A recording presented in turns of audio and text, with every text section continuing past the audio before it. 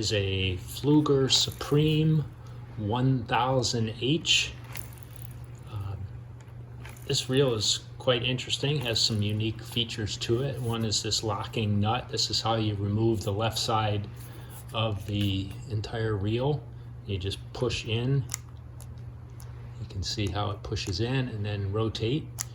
On this side, when I first looked at this, I had not seen a reel like this before, but you'll notice there's no handle nut which secures the handle. And what you do is you bring the drag all the way to the tight position. And once you're in the tight position, you get a small amount of movement. You can push the star wheel in towards the body of the reel. There's a spring under there, and when you push it in, then you can rotate the handle in a counterclockwise manner and remove the handle. And I'll show you what's inside there so you can see how that works.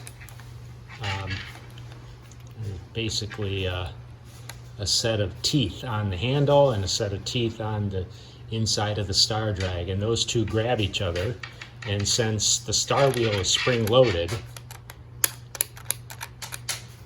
they stay engaged, and that's how you attach the handle. So you crank that down,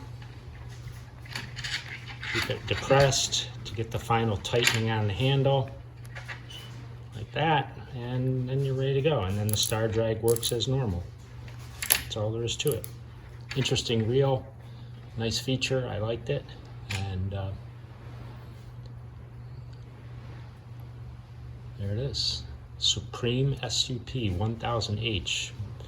I think these were primarily sold through Bass Pro, and it's came with a beautiful Bass Pro Tourney special rod also.